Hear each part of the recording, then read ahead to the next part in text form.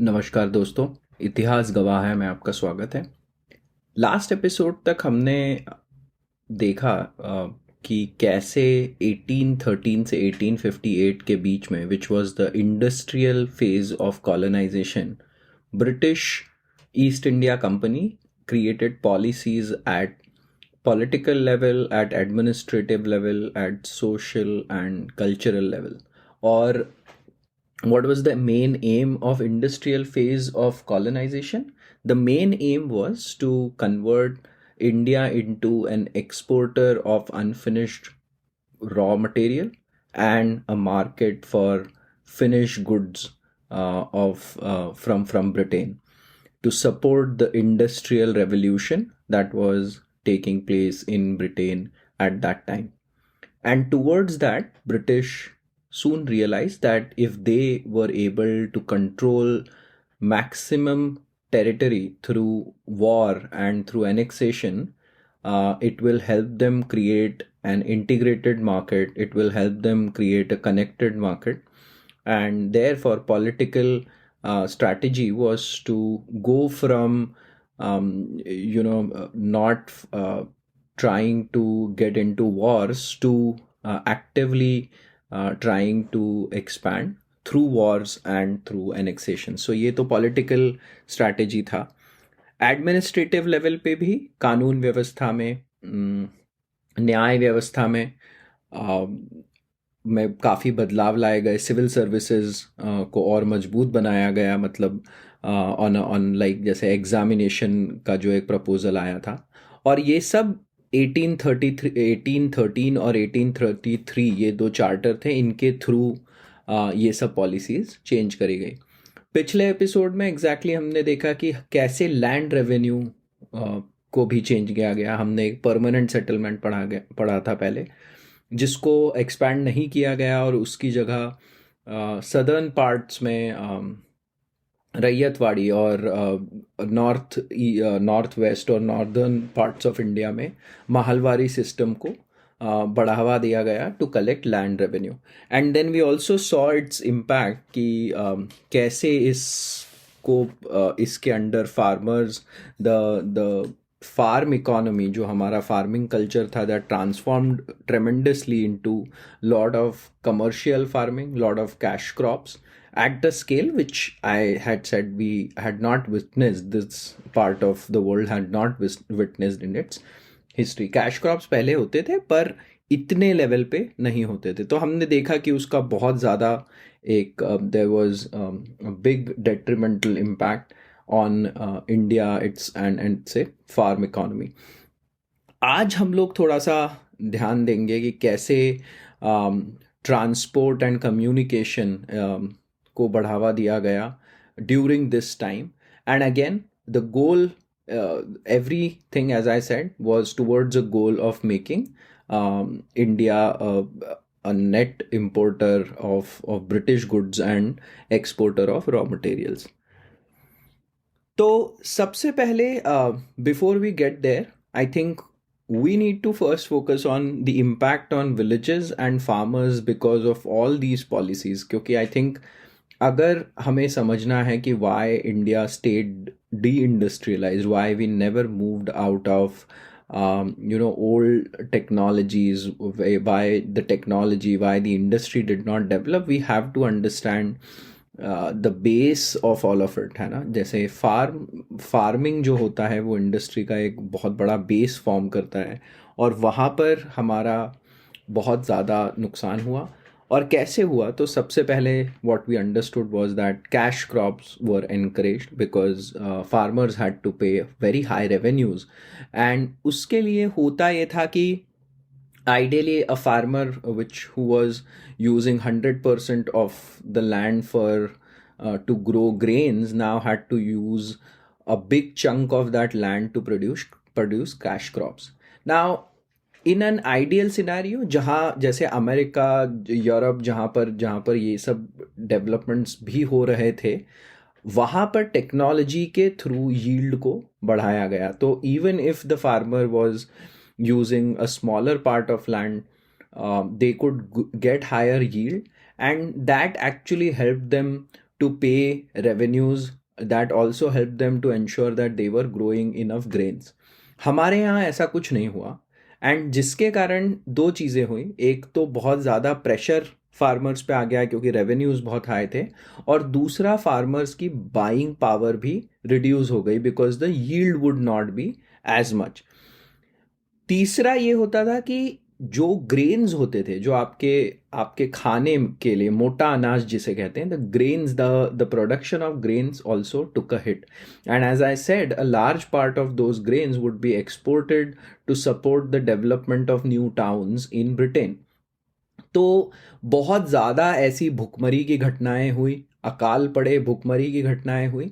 और यह बात ज़रूर समझनी है कि देखिए, भुखमरी सिर्फ इसलिए नहीं फैल रही है कि ग्रेन्स की कमी है, वो तो है ही, बट परचेसिंग पावर भी हिट हो गई है. तो बहुत सारे लोगों को तो ग्रेन्स अभी भी मिल रहे हैं, but that means that the people who can get that grain are getting at a very high price. जो आदमी पैसा नहीं दे सकता है, उनके लिए ग्रेन्स आर नॉट अवेलेबल, और उसके कारण भी भुखमरी all worsen होती है. and that is how this led to so many famines and so many deaths during the East India Company's rule in India. Then the other part was there was a massive increase in rural debt. और rural debt increase ऐसे होता गया कि revenue, जैसे मैंने कहा, बहुत high थे, और उसको पे करने के लिए महाजनों और साहूकारों से पैसा लेता था किसान. और फिर अगर जैसे फसल नष्ट हो गई या अकाल पड़ गया, तो उसके कारण से फिर वापस से अगर पे नहीं कर पाया, तो इस कारण से उस पर बहुत ज़्यादा डेट आ जाता था. फिर हमने देखा कि लैंड हैड बिकम सेलेबल. तो होता क्या था कि ओवर टाइम जिस कारण से लैंड सेलेबल हो गई थी, तो उस कारण से बंटवारे, लैंड डिवीजन को बहुत ज़्यादा एनकरेजमेंट मिला. And what would happen is that over a long period a farmer would keep losing part of land to the richer farmer, जैसे भूमियार वर्ग, मिरासदार वर्ग या तमिल ब्राह्मण वर्ग. इसको लैंड काफ़ी, मतलब उनके पास ज़्यादा इकट्ठा होते जाता था, because the farmer would sell their land and move on and would still be under a lot of debt. तो रूरल डेट बहुत ज़्यादा बढ़ गया, और इसके अगेंस्ट फिर बाद में तिलक ने 1897-98 में मोर्चा चलाया. गांधी जी ने भी खेड़ा सत्याग्रह जो था वो इसी कारण से मतलब इसी एक इशू पे किया था इन 1918. तो एक अंदाज़ा लगाते हैं कि 1911 में the rural debt was around 300 crore, which increased to around 1800 crore in 1937. फिर जैसा मैंने कहा कि महाजन कंपनी की तरफ से प्रोटेक्टेड होते थे, उसका भी फार्मर्स और डेट पे बहुत ज़्यादा एडवर्स इम्पैक्ट पड़ता था. Then the other side, where British policies completely hit the structures in our villages, was the artisanal industry. जैसे हमारे यहाँ पे सूती कपड़े का बहुत बड़ा उद्योग होता था एक ज़माने में. 25% ऑफ सूती एक्सपोर्ट्स हमारे तरफ से इंडिया के कंट्रीब्यूशन होता था, और वो धीरे धीरे धीरे करके गिरते गया. हमारे बाज़ार में बहुत ज़्यादा मैनचेस्टर और लंकाशायर से कपड़ा आने लग गया. जैसे एक समय ढाका को ईस्ट का लंकाशायर कहा जाता था, but then high import duties were put on, as much as in some cases 300% were put on Indian goods going to Britain. And उनके गुड्स यहाँ पर आते थे, उस पर कोई इम्पोर्ट ड्यूटी खास लगाई नहीं जाती थी, जिसके कारण से our market got flooded. And a lot of artisans, इस तरीके के जो काम करने वाले थे, जैसे बढ़ई है आपके, सूत काटने वाले जो लोग हैं, जो सूती कपड़ा बनाने वाली महिलाएं हैं, लोह उद्योग में भी इंडिया काफ़ी आगे था, जूट उद्योग में भी इंडिया काफ़ी आगे था. ये सारी, all these industries and skilled labour got badly hit, and a lot of skilled labor, lot of artisans who lost their job had to turn towards labour, paid labour बनना पड़ा इनको, है ना। तो और इससे दूसरा चीज़ क्या हुई कि जिन लोगों की ये सब आर्टिसंस वाली जो जॉब छूट गई थी, then more and more people started becoming dependent on farming which itself was struggling and reeling under the British policies. तो ये एक बहुत ही ज़्यादा इम्पैक्टफुल चीज़ हुई। एंड ऐसा नहीं है कि आर्टिसनल इंडस्ट्री का डिक्लाइन नहीं हुआ, ये तो यूरोप में भी हुआ, हमने देखा। But every time the artisanal industry went in to decline, it was backed by industrialization. वहाँ पे नई इंडस्ट्रीज आई, हमारे यहाँ पर ऐसा कुछ नहीं हुआ।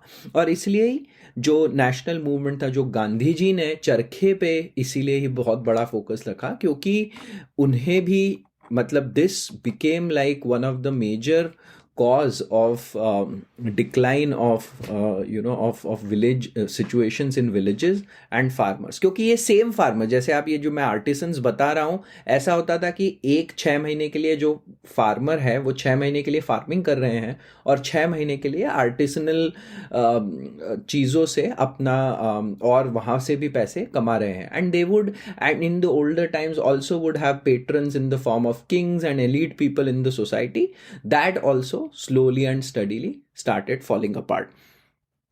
And finally, one of the most important thing that happened through commercial farming, to the encouragement of commercial farming is the flow of liquidity। Cash का काफ़ी फ्लो होने लग गया विलेज इकोनॉमी में। तो जो लेबर होता है, जो ये फार्मर्स जो अपनी ज़मीन खो दे रहे थे, आर्टिसंस जो अपने धंधे खो दे रहे थे, दे टर्न टूवर्ड्स मजदूरी, लेबर बनना पड़ा इन्हें। और अब cash could you could buy labour by giving cash as there was cash available. तो ये बहुत ज़्यादा पूरी एक इकोनॉमी ब्रेकडाउन हुई। ऐसा कहते हैं कि एक मतलब एक of course not unintended, but एक कॉन्सिक्वेंस ये हुआ कि भारत का जो बाजार था, इंडिया के मार्केट्स वर यूनिफाइड, है ना, एक इंटीग्रल मार्केट सिस्टम बना हमारा। And then we were also connected to world economy. But उस कनेक्शन का हमको नुकसान ज़्यादा हुआ और फ़ायदा बहुत ही कम हुआ। I think we have talked enough about in the last 2 episodes about how farmers and how villages were impacted. And I think I want all my listeners to remember this, that it was done in a very precise policy approach, and we have to understand that all of it resulted into us remaining behind as a country। अब जैसे मैंने आपको बोला कि industrialization has to replace the fall of artisans in any country. And ऐसा हमने Europe में देखा। पर जैसे मैंने कहा, जो आपको कहा कि फार्मिंग, कैश क्रॉप्स और कमर्शियल फार्मिंग के चलते एग्रीकल्चर इक्विपमेंट इंडस्ट्री या दूसरी इंडस्ट्रीज का कोई खास डेवलपमेंट इंडिया में देखने को नहीं मिलता है।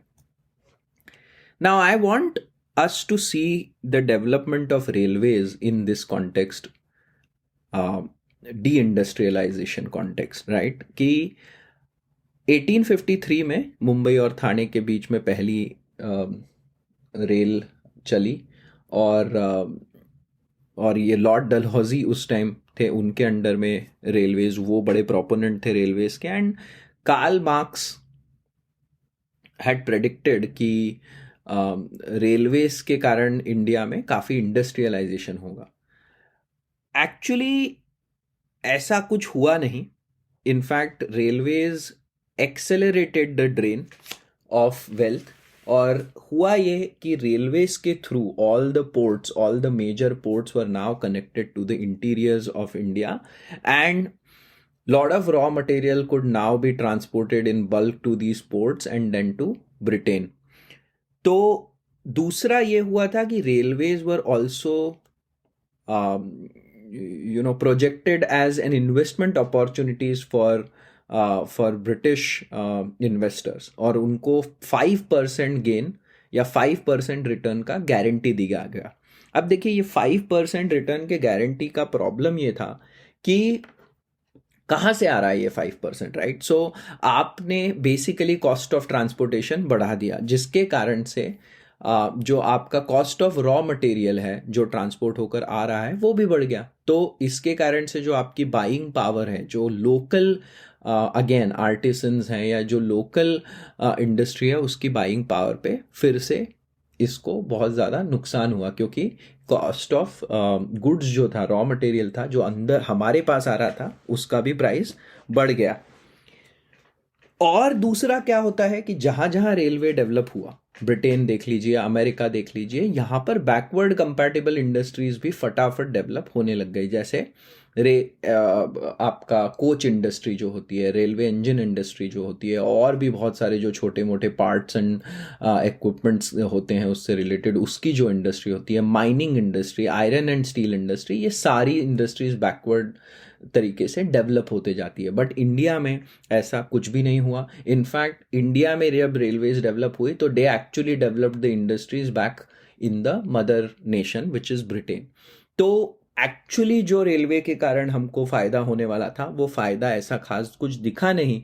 और railways in fact led to, in other countries led to industrialization, but in India scenario it led to de-industrialization, it accelerated the drain।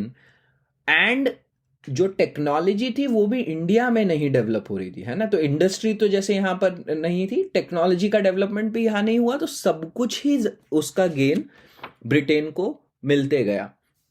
और इस कारण से ये समझना चाहिए कि जो रेलवे था, it kind of fulfilled all the goals that the colonial empire had for India as a colony, and it actually assisted in that way. इसका जो अनइंटेंडेड एक कॉन्सिक्वेंस था, जो ऐसा कॉन्सिक्वेंस मतलब डिजाइंड नहीं था बट हो गया, वो ये था कि इससे एक सोशल मोबिलिटी बढ़ी इंडिया में, है ना? आपको खुद को भी, कभी आपने ट्रेन में ट्रैवल किया होगा तो आपको रियलाइज हुआ होगा कि लोग बड़े, मतलब train provides that place to get to know new people, get to know new cultures. बहुत यात्राओं में बहुत लोग मिलते हैं, उनसे बातें होती है। तो railways acted as that medium to increase social mobility, especially at that time in India।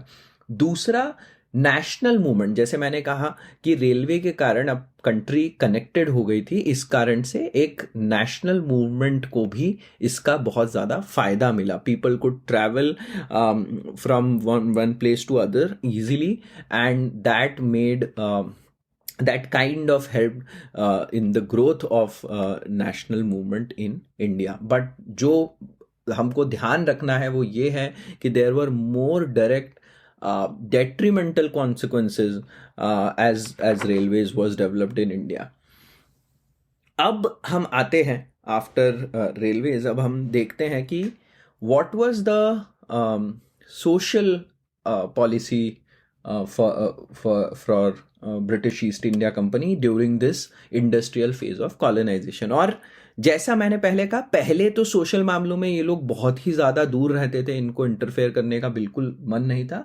But now they started talking about the making social reforms in India, है ना? और ये इसका एक आइडिया भी ये था कि we would break the existing social structure and make India more civilized. इसलिए 1829 में सती प्रथा को हटाया, मतलब उसके उन्मूलन के लिए प्रस्ताव लाया गया। फिर उसके बाद इन्फेंटिसाइड, शिशु हत्या पे 1830 को में उसको हटाया गया। फिर दास प्रथा, जो स्लेवरी होती है, उसको हटाया गया 1833 में। और फिर विधवा पुनर्विवाह कानून लाया गया 1856 में। However British still did not interfere at all and did not say anything around the caste system, because they did not want to enrage the upper caste Hindus in India। तो मतलब अभी भी पॉलिसी ऐसी है कि पूरी तरीके से बातें नहीं हो रही हैं, थोड़ा थोड़ा सा ऊपर से, जैसे बोलते हैं कि एक लिप सर्विस टाइप किया जा रहा है। But still this was the time when we see some changes, we see some reforms, but from the angle of improving, कि हम थोड़ा इंडिया को सिविलाइज बना देंगे, इस एक एंगल से उसको किया जा रहा है। Now, finally, we come to one of the most detrimental aspects of this whole policy changes, and that was the education policy. और एजुकेशन पॉलिसी का अभी तक ऐसा चल रहा था कि जैसे मैंने पहले बताया कि it was first inspired by orientalism, and orientalism का ऐसा था कि वो कहता था कि इंडियंस को इंडिया के तरीकों से ही एजुकेशन मिलना चाहिए। एंड एट मुझे ऐसा लगता है कि at some point orientalist also romanticize the idea of India, है ना, कि इनको ऐसा ही रहने दो वाला टाइप का एक अप्रोच था। तो that change during the industrial phase में जो एक ऑपोजिशन था, देखिए जो ओरिएंटलिज्म का दो तरीके से ऑपोजिशन हुआ। पहले थे यूटिलिटेरियन का एक एग्जाम्पल, दो एग्जाम्पल है, जेरेमी बेंथम एंड जेम्स मिल। और यूटिलिटेरियंस का कहना ऐसा पड़ रहा था कि भाई देखो, इंडिया में ऐसा कोई इंग्लिश एजुकेशन देने से they will not become more civilized. Utilitarians also believe that India needs to needs British empire to be more civilized, और इनका जो खुद का पास्ट है तो बहुत रिग्रेसिव है, प्रोग्रेसिव बिल्कुल नहीं है, और इस कारण से इनको हमारी ज़रूरत है। और यूटिलिटेरियन का अप्रोच था not through education, not through English education, but through improvement in rule of law. तो यूटिलिटेरियन ने कहा कि अरे इनको सिर्फ सुख चाहिए और इसलिए इसको रूल ऑफ लॉ स्ट्रॉन्ग करके दो, and therefore maximum good for maximum people has to be the focus, और वही वो यूटिलिटेरियन फिलॉसफी है। On the other hand there were liberal thinkers who, और कौन थे लिबरल? एक तो विलियम बेंटिक थे जो यहाँ पर फिर गवर्नर जनरल बन के आते हैं 1828 में, और लिबरल्स भी ये मानते थे कि भाई इंडिया को सिविलाइज बनाने की ज़रूरत है और हम वो कर सकते हैं, और इंडिया का पुराना पास तो बहुत ही प्रोग्रेसिव नहीं है, रिग्रेसिव है, और इस कारण से। बट लिबरल्स क्या कह रहे हैं कि we will civilize India through English education, है ना। और इनका कहना पड़ रहा था कि रूल ऑफ लॉ तो है ही, बट साथ में इंग्लिश एजुकेशन अगर आएगा तो India can fight for their own independence in the, ऐसा ऐसा एक होप जिसे कहते हैं ना, कि बोला कि ये लोग खुद अपने लिए कुछ कर पाएंगे, तो हम इनको इंग्लिश एजुकेशन दे देते हैं। Now the key reasons to push for English education was to create a class of Indians who were Indians only by color, but had the taste, thoughts, and more importantly, morality of British. जो आपका world view है वो British बनने लगे, भले ही आपका colour एक Indian की तरह हो। ये एक बहुत फंडामेंटल आइडिया था for pushing English education.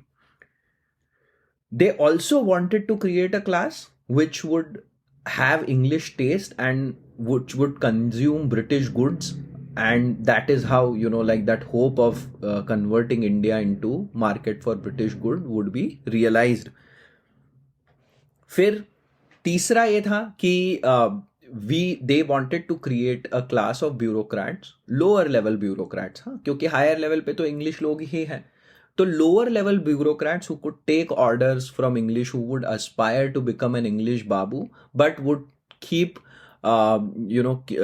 but would be put into these bureaucratic structures and jobs, and they would have more affinity towards British, they would grow to have more affinity towards British।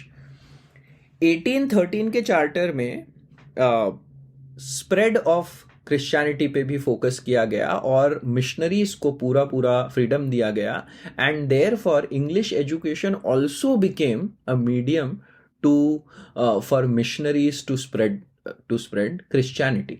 ये एकदम clearly 1813 के charter में लिखा गया है, और English education therefore became that medium of the spread, है ना। और विलियम बेंटिक एकदम कन्विंस थे इस आइडिया को लेकर, तो उन्होंने जब Lord Macaulay came as the law member, as the fourth member on the governor general council, the fourth member was Lord Macaulay, और मैकॉले को विलियम बेंटिक ने 1834 में Bengal state education committee, Bengal लोक शिक्षा समिति का सेक्रेटरी बनाया, and Macaulay was ekdam fully in this बहुत पैशनेटली इनको बिलीव था कि ये इंग्लिश एजुकेशन हम में बहुत ज़्यादा बदलाव ले आएगा. मैकॉले के पापा बहुत डेवआउट क्रिश्चियन थे, पिताजी. तो Macaulay also has written a letter in which he expressed hope that if through English education within 30 years मूर्ति पूजा in Bengal would completely stop, मतलब आइडल वर्शिप कंप्लीटली खत्म हो जाएगा क्योंकि क्रिश्चियनिटी स्प्रेड हो चुकी होगी. बट ऐसा हुआ नहीं, of course. And now what also started happening is that the formal structures in Indian society related to education started breaking down, क्योंकि प्राइमरी एजुकेशन को भी इसके दायरे में लाया गया जल्द ही.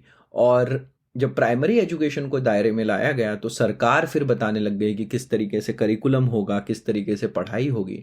और इस कारण से बहुत सारे बच्चों ने या तो शुरू में ही पढ़ना छोड़ दिया या उन तक इंग्लिश एजुकेशन पहुंचा ही नहीं. थ्योरी ऐसी थी कि हम कुछ इंडियंस को we will educate in English and then they would learn all the new concepts, become civil and then teach it to other people in their own languages. And that was called as downward filtration theory.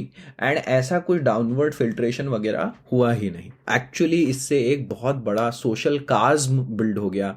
It created a class of people who became like the elite class, and that actually created a big social divide, जिसका भुगतान और जिसका effect हम आज तक देख रहे हैं, है ना. मतलब ये ऐसा नहीं है कि उस टाइम हुआ तो उसी टाइम खत्म हो गया. इसका इम्पैक्ट आज भी हम लोग देख रहे हैं. एक और चीज ये हुई कि जो कोई भी इंग्लिश एजुकेटेड हुए वो लोग वो लोग were way more focused, like the English education focused way more on philosophy and literature and not on the science part. तो होता क्या था कि जो ओरिजिनल आइडियाज है वो अभी भी ब्रिटेन में डेवलप हो रहे हैं, and we would just as Indians would just rote learn all those ideas. तो इससे हमारी क्रिएटिविटी, ओवरऑल इनोवेशन पे भी बहुत ज़्यादा इम्पैक्ट आया. एंड मोस्ट इम्पॉर्टेंटली एक साइकी पे इम्पैक्ट आ गया. हमको ऐसा बिलीफ होने लग गया कि जिसको अंग्रेजी बोलनी आती है, जो अंग्रेजी में एजुकेटेड है, वो ज़्यादा सही होगा, उसको ज़्यादा पावर मिलेगी या वो ज़्यादा पावरफुल होगा. तो ऐसा मतलब मुझे तो ऐसा लगता है कि अभी तक जब मैं when I was growing up, even I would have that sense of insecurity about speaking in Hindi. But I think अब मुझे लगता है कि वो काफ़ी कुछ जा रहा है हमारी सोसाइटी से, वो दीवार टूट रही है. तो वो अच्छी बात है, बट ये इसने हमको बहुत दिनों तक हमारी साइकी पे असर डाला, हमको ग्रस्त रखा उस मानसिकता से. अच्छा, इसका एजुकेशन पॉलिसी का एक अनइंटेंडेड कॉन्सिक्वेंसेस ये भी हुआ कि कुछ जो इंडियंस थे जिन्होंने इंग्लिश एजुकेशन को प्राप्त किया, वो नेशनलिज्म के आइडिया से इंट्रोड्यूस हुए, and that later on off course helped in the build up of nationalist movement, है ना. आप रीजनल नेताओं को भी देखिए, नेशनल लीडर्स को भी देखिए, सब लोगों में आपको ऐसे लोग मिलेंगे जो बैरिस्टर थे, जो एडवोकेट्स थे, जो प्रोफेसर्स थे, जिनको इंग्लिश एजुकेशन मिला था.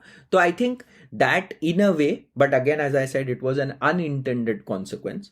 दूसरा ये हुआ कि जैसे सॉफ्टवेयर इंडस्ट्री जब लेटर इंडिया में आई 1990s में, तो हमारा वर्ल्ड इकोनॉमी में जॉब्स हमें मिल पाई, हम वर्ल्ड इकोनॉमी का हिस्सा बन सके और उससे हमको काफ़ी लाभ मिला. ये भी एक अनइंटेंडेड कॉन्सिक्वेंस आगे चल के हुआ. But overall I think the idea is that that British had completely thought, और ऐसा मतलब एक प्रश्न भी आया है यूपीएससी एग्जाम में कि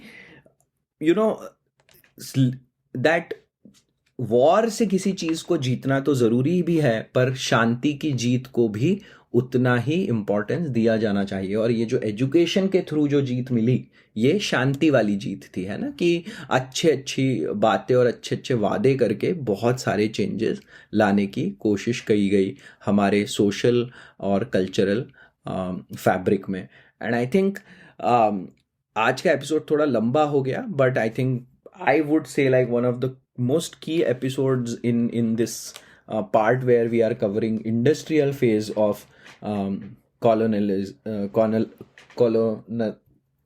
colonization. और आई थिंक आज मैं यहीं I will pause, I will take a break.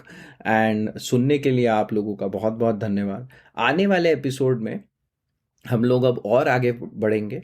हम लोग अब थर्ड फेज ऑफ कॉलोनाइजेशन की तरफ मूव कर रहे हैं धीरे धीरे। एंड या let's meet in the next episode. Until then, good bye.